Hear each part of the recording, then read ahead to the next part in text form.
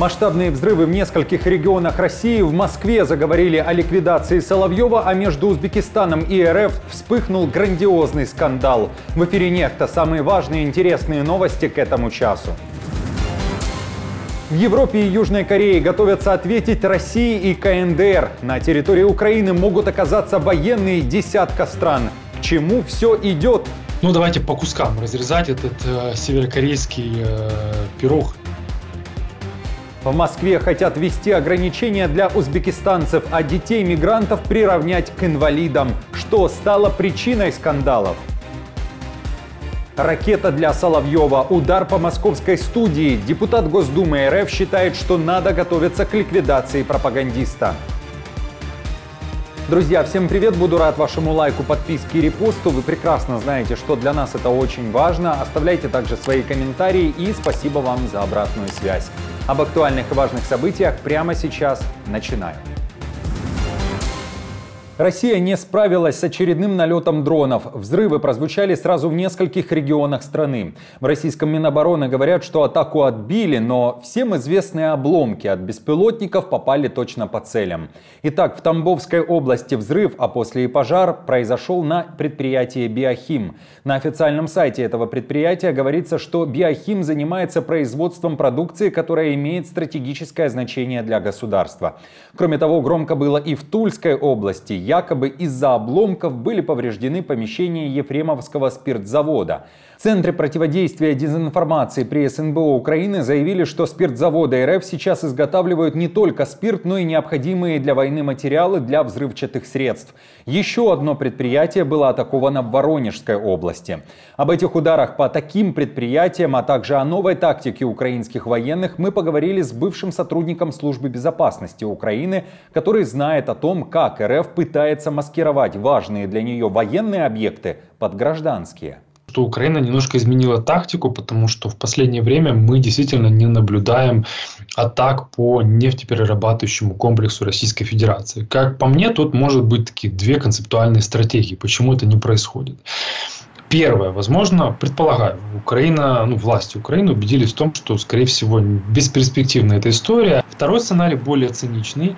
Возможно, Украина дает возможность Российской Федерации восстановить те поврежденные НПЗ и емкости с хранением до, например, уровня 98%. Условно, знаете, остается 2 недели до окончания всех строительных работ, до торжественного перерезания ленточки, и потом снова наносятся удары. Да, сегодня говорилось об ударе по спиртзаводу, по спиртзаводам снова. В сети уже шутили, что по самому святому для Дмитрия Медведева объекту или объектам ударили, самая святая отрасль. Но, как по мне, здесь вопрос стоит о том, чтобы уничтожать максимально все предприятия, которые находятся в радиусе достижения Украины, которые хоть имеют какое-либо значение для российской экономики. Да, спиртзаводы имеют большое значение, это и жидкости разнообразнейшие, и, кроме жидкости внутри организма, это система антиобледенения для самолетов. Депутат Госдумы РФ предрекает ликвидацию пропагандиста Соловьева. Говорит, что удар будет нанесен по его студии. Нервничать кремлевского пропагандиста заставил Андрей Гурулев, тоже известный своими нелепыми заявлениями. Судя по заявлениям Гурулева, ВСУ будут готовы потратить одну дальнобойную ракету, чтобы та прилетела четко по съемочной площадке программы «Вечер с Соловьевым». Если мы говорим о том, что сегодня НАТО впрямую воюет, то все разговоры, да, про дальнобойные ракеты, это первый удар будет сюда, вот сюда, в том числе вот сюда, вот, конечно, вот в эту студию. Будут целиться. Вопрос долетит, не долетит. Но я вам как военный могу сказать, что все-таки вот даже при многоэшелонированной системе ПВО 100% не бывает. Может быть 99. И из 100 одна прилетит зараза. Напомню, что в Украине неоднократно говорили, что дальнобойное оружие необходимо для ударов исключительно по военным объектам, в частности по аэродромам. Является ли студия Соловьева военным объектом? Ответ очевиден. Но все же интересно, что вы думаете по поводу заявления Гурулева? Напишите, пожалуйста, свое мнение в комментариях. Польша будет требовать от Украины доступ к тайным приложениям плана победы Зеленского. Увидеть эти документы имеют право те союзники, которые могут здесь и сейчас помочь в усилении Украины. Об этом говорил лично Зеленский. Польша, судя по всему, в этот список не попала, что и возмутило представителей Варшавы, которые знают сейчас лишь о 5 ключевых пунктах плана победы. В Польше напомнили, какую помощь оказали Киеву с начала полномасштабного вторжения России, и именно поэтому сейчас страна должна знать, что написано в секретных документах.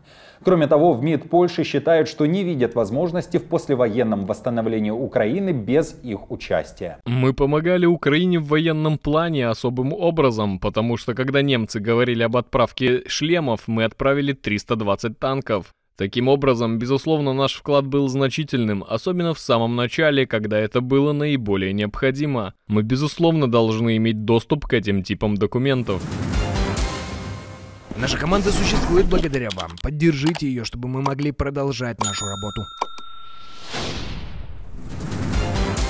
В Южной Корее и в Европе идут активные разговоры о том, как отвечать России и КНДР, если на украинской линии фронта и против ВСУ начнут воевать северокорейские войска. В Сеуле считают, что Россия щедро заплатит Пхеньяну за такую живую силу. Речь идет как о военном содействии, например, о передаче ядерных технологий, так и о финансовой поддержке. Об этом заявил постпред Южной Кореи при ООН. Кроме того, в Сеуле заявили о разработке спецплана.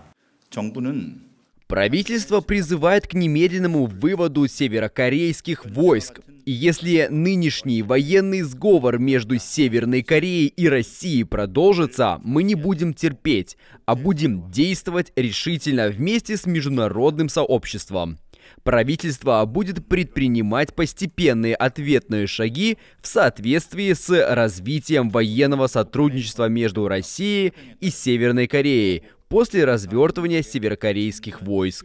СМИ Южной Кореи пишут, что Сеул уже даже рассматривает отправку наступательного оружия Киеву. Издание Newsweek также пишет, что в Украину могут отправить военный и разведывательный персонал, который, например, будет коммуницировать с северокорейцами, если те попадут в плен.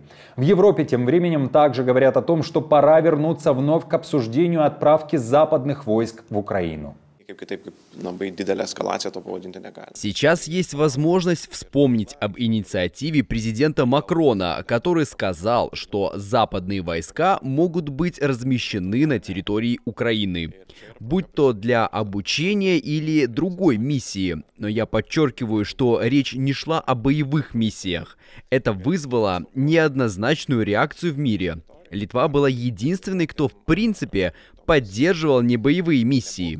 Я думаю, сейчас самое время вернуться к этому вопросу. В КНДР тем временем опровергают информацию об отправке своих военных в РФ. В то же время в сети появляются кадры, как утверждается, снятые в РФ. Российские военные удивляются появлению северокорейским в Приморском крае. О том, как мир должен отреагировать и должен ли на появление северокорейцев на линии фронта. Эту тему мы также обсудили с бывшим сотрудником Службы безопасности Украины. Соединенные Штаты Америки заняли позицию пока что делать вид, что ничего не происходит, потому что верификации отправки этих солдат в Украину нету. И они тянут время, тянут резину, потому что весь мир хочет увидеть в первую очередь реакцию Соединенных Штатов Америки. А Соединенные Штаты Америки не готовы показывать никакой реакции от слова совсем, потому что 5 числа у них будут выборы, и скорее всего до выборов будут тянуть резину следующего характера. Отправка французских войск в Украину, мы с вами когда-то об этом говорили, была бы невероятно правильным и своевременным решением, показала бы Францию как проактивного игрока, как игрок, который готов, мы не говорим необузданно рисковать, а рискует взвешенно. Нам бы эти войска помогли бы в каком образе? Если бы французские войска стали бы на границе с Республикой Беларусь, от Волынской области до, Волынь, соответственно, Брест, белорусский, и до Киевской области, Черниговской области, приблизительно это вот Мозырь, вот в ту сторону. То есть, если бы там поставили наши французские войска, мы бы смогли освободить какую-то часть своих ресурсов, своих пограничников, свою технику и перенаправить ее на другие фронты. Скандал между РФ и Узбекистаном. Главе фракции «Справедливая Россия за правду» депутату Госдумы РФ Сергею Миронову не понравилось то, что Генконсульство Узбекистана в Казани, где сегодня, кстати, стартует саммит БРИКС, призвало граждан своей страны не служить в российской армии. Миронов в своих соцсетях устроил настоящую истерику. Мол, граждане Узбекистана получают мат-капитал, пользуются всем, что дает Россия, но защищать ее не хотят. По мнению Миронова, от таких граждан надо отказаться и ввести визовый режим.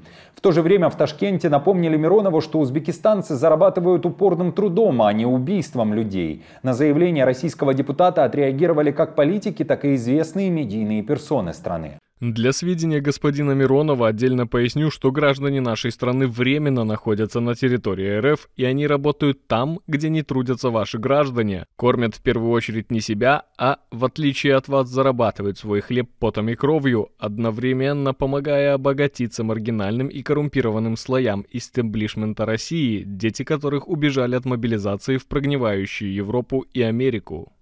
А что вы думаете о таких заявлениях Миронова на абсолютно безобидный призыв Генконсульства Узбекистана? Напишите об этом в комментариях под видео.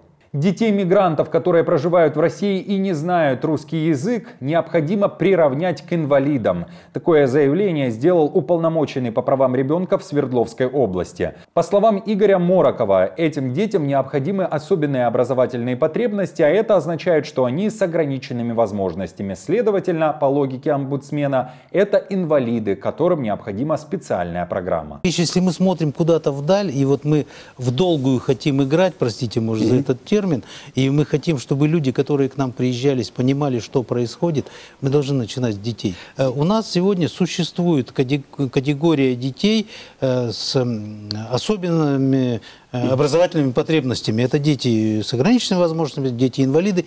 Я думаю, что вот этих детей тоже нужно приравнивать к этой категории. 7 лет тюрьмы за критику Лукашенко. Правозащитный центр «Весна» сообщает, что Могилевский областной суд вынес такое решение в отношении Максима Хвощинского. Парня арестовали на следующий день после того, как он вернулся в Беларусь из Польши. Его обвинили не только в клевете на Лукашенко, но и в создании якобы экстремистского формирования. Экстремистским формированием режим Лукашенко посчитал создание 2 телеграм-чатов. Друзья, наша редакция расширяется, поэтому мы ищем журналиста. Если у вас есть опыт работы в СМИ, вы умеете и готовы работать в кадре, следите за событиями в Беларуси и мире, а еще и проживаете в Варшаве, то ждем вас в нашей команде. Напишите о себе нам на почту, адрес найдете в описании. И на этом все. Не забудьте оставить свой комментарий и лайк. Мы же с командой продолжаем следить за самыми важными новостями. Оперативную информацию от Нехта ищите, как всегда, в наших телеграм-каналах или на платформе X. Спасибо вам за доверие и то, что остаетесь с нами. До новых встреч и хороших вам новостей.